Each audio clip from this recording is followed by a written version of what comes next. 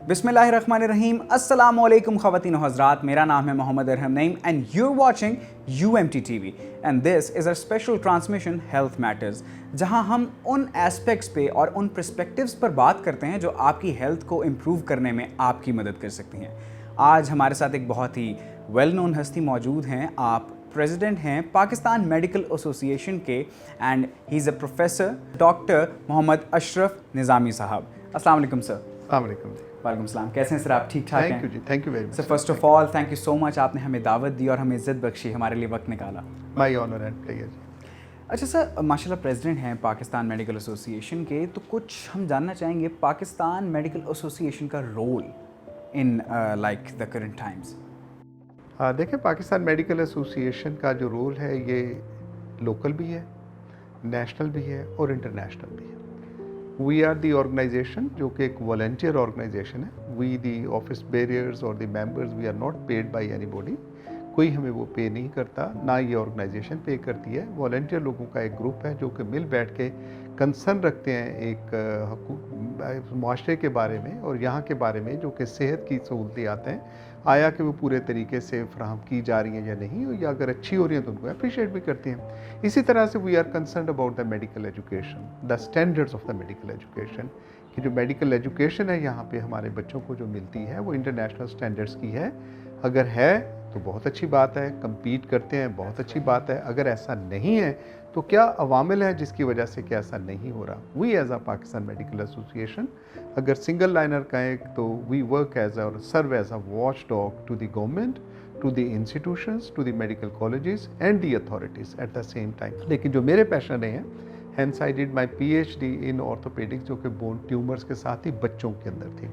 बच्चों के अंदर जो बोन ट्यूमर्स थे कि उसका जब इलाज होता है तो उसके साथ उनकी हड्डियाँ टेढ़ी बेढ़ी हो जाती थी। रेडिएशन, पुराना ज़माना था तो रेडिएशन की वजह से वहाँ पे बर्न्स आते थे, और सर्जिकल करेक्शंस की खातिर जहाँ पे आपका रेडिएशन बर्न आ जाए वहाँ पे आप इंसिजन नहीं दे सकते हो। द ऑन्कोलॉजिस्ट, अगर हम ऑर्थोपेडिक्स की इस खातिर कहें कि कैंसर के जो एक्सपर्ट हैं या जो उसको डील विद करते हैं, दे हैव द लिमिट, जहाँ वो मतलब तालियां बजाते हैं कि वाजिबा बड़ी कामयाबी होगी। उनका ये है कि 5 साल तक ज़िंदगी किसको मिलती है। The life span if it is 5 year they consider their success.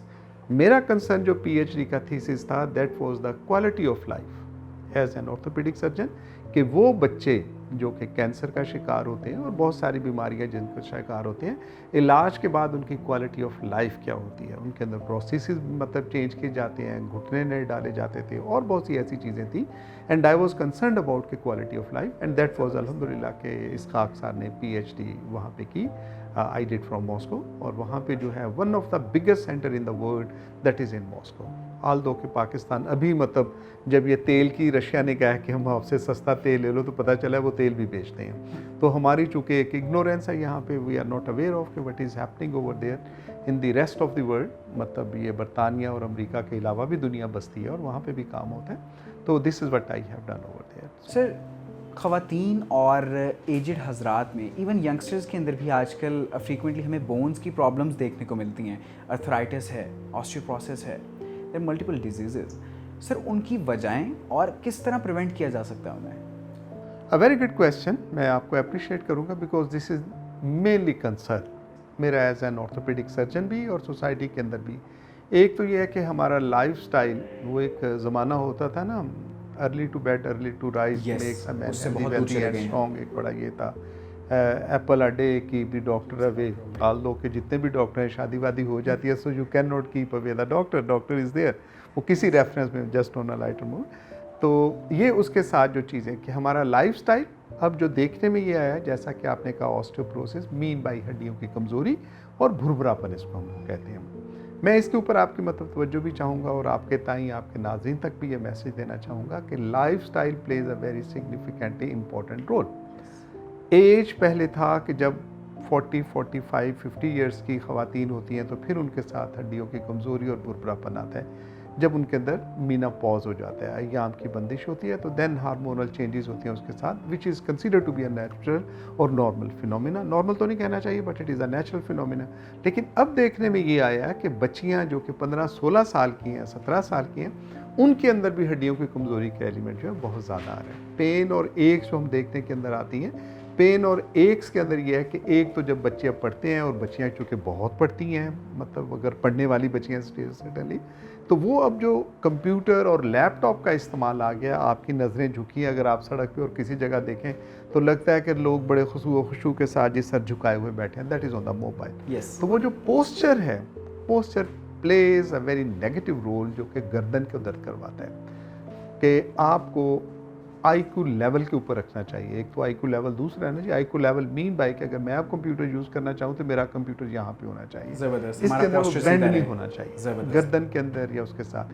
फिर जो चेयर है आपकी, चेयर के ऊपर ऐसे टेढ़े मेढ़े हो, most of the time you have seen, मतलब मैं भी ज़िंदगी में ऐसे ही था कि जब भी स्टूडेंट थे तो ये टेढ़े बैठ के बैठे हैं, लेक्चर सुन ले हैं तो मतलब रखा है जैसे कि पता नहीं बहुत ही समझ आ रही है, तो we make a posture to the teacher के जी हम बड़ी इन्हमाक के साथ आपकी बात सुने, टेढ़े मेढ़े होकर बैठे हैं, तो वो उसके अंदर रहना ज़रूरी। फिर डाइट हैबिट्स जो हैं इसके लिए, मतलब it is a very painful story in a way कि हमारे यहाँ जो सेहतमंद खाना था या फूड था वो बदकिस्मती से घर होता जा रहा है।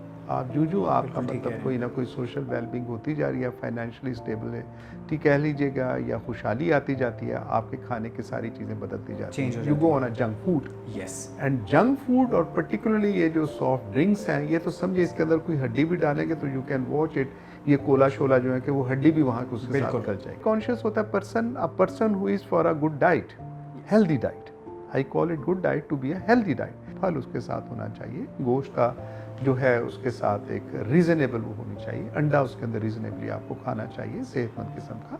तो ये वो लाइफस्टाइल है जो होना चाहिए। So this is one. फिर मसल जो हैं वो उनके साथ देखने के लिए उसको भी बेहतर है, that is another the exercise.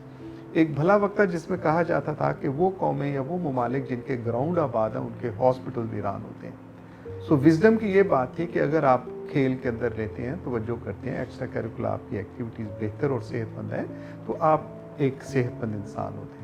लेकिन आई थिंक मेरा ये मानना है कि हर इंसान को अपनी जो टीम और अपनी स्पोर्ट्स हैं वो रखनी चाहिए कि जिस स्पोर्ट्स के अंदर कोई फ़ायदा भी हो, आपके हिलते जुलते भी हो सारे। बिल्कुल। So this is what I believe कि ये हमारे हैबिट्स हैं जो कि बनती है। एंड देन जैसा मैंने पहले कहा कि थोड़ी सी बेहतरी आ जाती है, और आजकल इंस्टीट्यूशंस जो कि पर्टिकुलरली प्राइवेट इंस्टीट्यूशंस हैं उनके अंदर ये टेम्परेचर की खातिर ये चीज़ है कि टेम्परेचर के अंदर उनका एसी वेसी चलते हैं, एसी से बाहर आते हैं टेम्परेचर इंटायरली डिफरेंट होता है, तो पट्ठे जो है ये खिंचाव के अंदर चले जाते हैं, दैट गिव्स द पेन। पट्ठों का जो खिंचाव है वो उनके साथ ये मसाइल का जो बायस बनता है। इसके अंदर आपके गर्दन के दर्द हो सकते हैं, कमर के दर्द हो सकते हैं, घुटने के दर्द हो सकते हैं, और मसल जो है चूँकि सारे हमारे जिस्म के अंदर ही हैं, तो जो पट्ठों का खिंचाव जहाँ पे आएगा that will create a pain to it. तो ये इन जनरल एक यूथ की खातिर और पर्टिकुलरली ख़वातीन की खातिर ये मैं मैसेज जो एक है वजूहात, जिसका आपने कहा कि वजूहात क्या है, this is what to my understanding वजूहात, जैसा कि आपने तस्करा किया कि दी ऑस्टियोआर्थराइटिस, तो osteoarthritis is one of the feature जो कि वहाँ पे नज़र आती है कि हमारे साथ ट्रॉमा उसके साथ हो सकता है, trauma can be the reason. फिर जिसका हमने ऑस्टियोप्रोसिस की कहा, that can be the reason. Rheumatoid arthritis एक बीमारी है, डिजीज़ बाकायदा तौर पे, वो उसके साथ वहाँ पे आ सकती हैं। और नॉर्मल चेंजेस के अंदर भी ओल्ड एज चेंजेस जिसको कहा जाता है, और उससे बढ़ के जो हैवी स्पोर्ट्स खेलते हैं, ये स्पोर्ट्समैन की इंजरी के साथ, नॉट बाय द इंजरी, बल्कि वैसे ही ओवर एक्सर्शन की वजह से भी आपके घुटनों के अंदर जो है वहाँ पर मसाइल पैदा कर सकता है। तो अगर हम बैले डांसर, अगर पता नहीं आप लोगों ने सुना कि नहीं सुना, मॉस्को के अंदर बॉल्शोई थिएटर और यूरोप के अंदर भी है बैले डांस, हो चुके ऐसे बिल्कुल खड़े होकर पाँव के साथ चलती है, तो उनके जो पाँव के अंदर जो है वो आर्थराइटिस और even fractures that take place वहाँ पे हो जाती हैं। स्पोर्ट्स जो हैं, अगर आप आइस हॉकी के प्लेयर हो, अगर आप फुटबॉलर हो, तो उसके ऊपर भी नी के ऊपर रीजनेबली प्रेशर्स बनते हैं, तो वो हैवी स्पोर्ट्स हैं वो भी उसके साथ वजह बनती हैं। तो if we call it about the management, तो मैनेजमेंट के अंदर जो मैंने पहले आपसे अर्ज़ किया, इनके लिए वो स्टैंडर्ड रूल है कि आपका लाइफस्टाइल है, लाइफस्टाइल के साथ आपकी डाइट है, डाइट के साथ आपकी फिर स्पोर्ट्स है। स्पोर्ट्स हर एक की अपनी कैपेसिटी है। आप यंग हो माशाल्लाह, आप ज़्यादा स्पोर्ट्स कर सकते हो, दौड़ सकते हो, मैं दौड़ नहीं सकता। मैं हो सकता है ब्रिस्क वॉक कर सकूं, जो मुझसे कोई 5-4 साल बड़ा है वो शायद ब्रिस्क वॉक भी ना कर सकता हो, उसके लिए सिंपल मूवमेंट ही है। अगर कोई वॉक नहीं कर सकता उसके लिए बैठे ही छोटी छोटी एक्सरसाइज है, that will be the exercise उनके साथ। सो इट इज़ रिलेटिव कि आपने हमें क्या करनी है। तो फिजियोथेरापी या physical movement does not mean by कि हमने उसी लेवल के ऊपर करनी है जिस पे पहलवान जाओ कि मतलब बड़ा बॉडी बिल्डर कर रहे हैं। सर एट लास्ट हमारे लोगों के लिए एडवाइस, आपने माशाल्लाह एक्सरसाइजेज को बहुत हाईलाइट किया और ज़रूरी भी है एक अच्छी लाइफस्टाइल को एंजॉय करने के लिए कि आपको अपने जिस्म को मूव करते रहना चाहिए, सर्टेन एक्सरसाइज करनी चाहिए।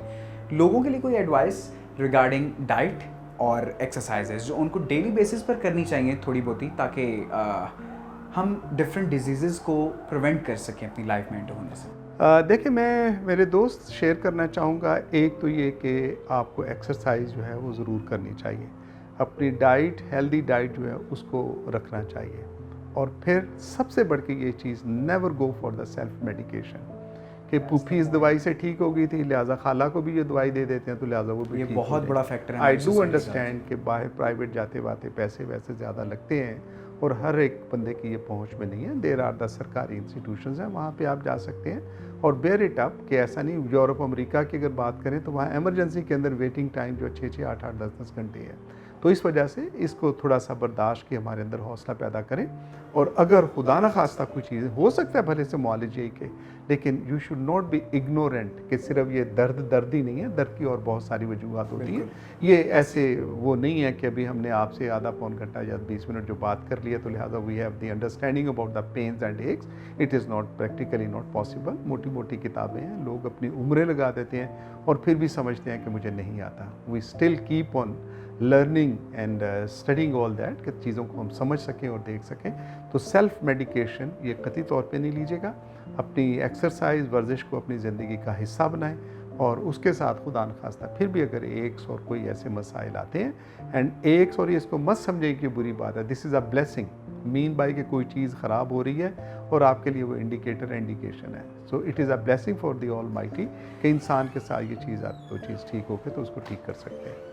Thank you so much sir, आपके वक्त का आपने हमें दावत दी, हमें इज़्ज़त बख्शी और हमारे साथ ये सेशन किया, क्योंकि बहुत इंपॉर्टेंट है लोगों का आजकल के दौर में अपनी हेल्थ के लिए सीरियस होना। Thank you so much sir, again बहुत बहुत शुक्रिया आपका। जी, आपने मुझे इज़्ज़त बख्शी, बहुत बहुत शुक्रिया। Thank you so much. अल्लाह हाफ़िज़। लेडीज़ एंड जेंटलमैन, ये था आज का एपिसोड हेल्थ मैटर्स का। बिलीव करें, आपकी सेहत आपके लिए बहुत ज़रूरी है और ये आपकी ज़िम्मेदारी है कि आप अपनी सेहत का ख्याल रखें, क्योंकि अगर आप खुशबाश रहेंगे, सेहतमंद रहेंगे, तो आपके साथ जुड़े हुए लोग जो आपके साथ कनेक्टेड हैं वो खुश रहेंगे।